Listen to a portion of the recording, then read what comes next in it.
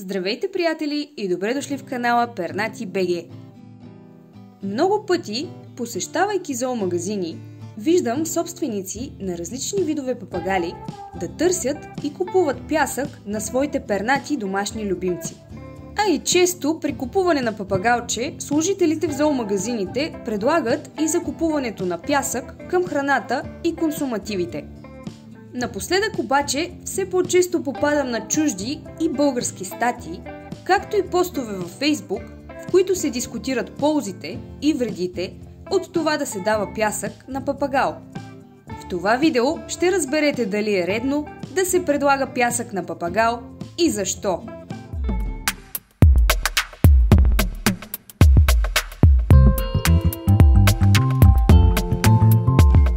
Нека започнем от там, че ако у дома отглеждате финка или канарче, които не спадат към групата на папагалите, информацията, споделена във видеото, не се отнася за вас.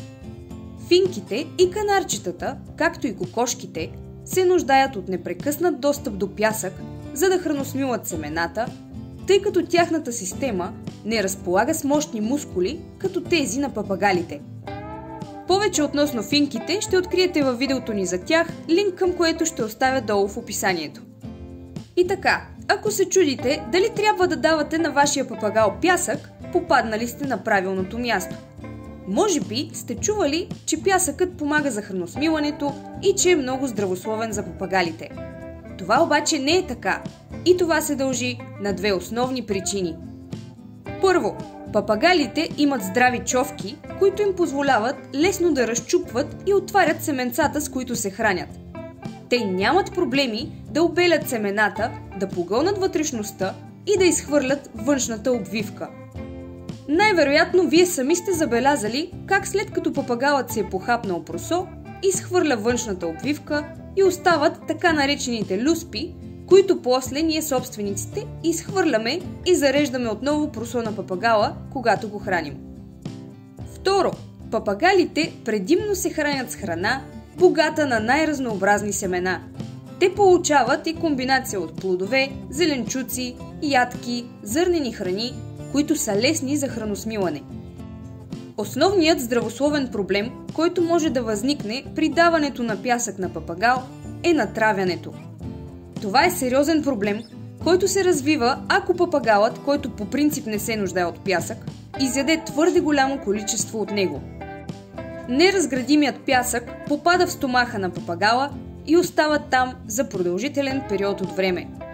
Ако папагалът изяде прекалено голямо количество пясък, песачинките могат дори да разранят чувствителния стомах на птицата.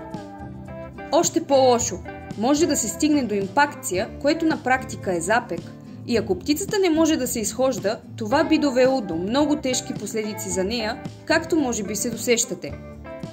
В люспите на семената няма никаква хранителна стойност, тя е просто несмилаема фибра. Известно количество влакнини в храната е полезно, но твърде много от тях пречат на храносмилането, като физически пречат на усвояването на хранителните вещества.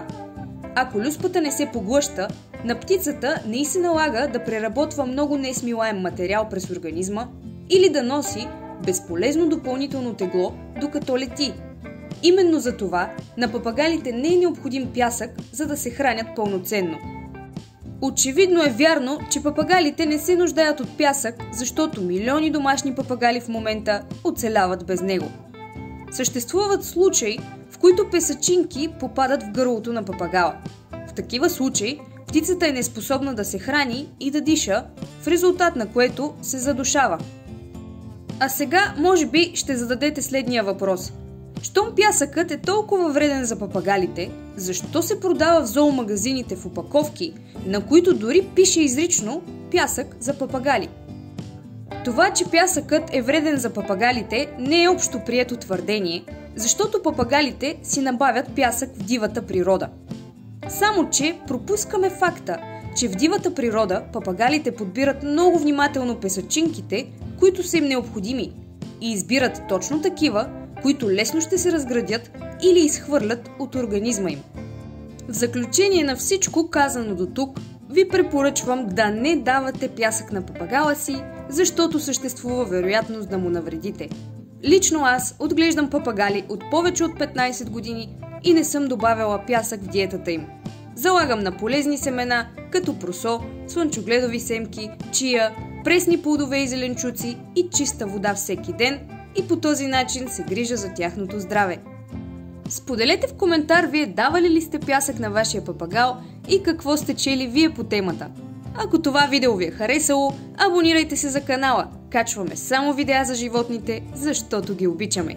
Благодаря ви, че бяхте с нас и до нови срещи!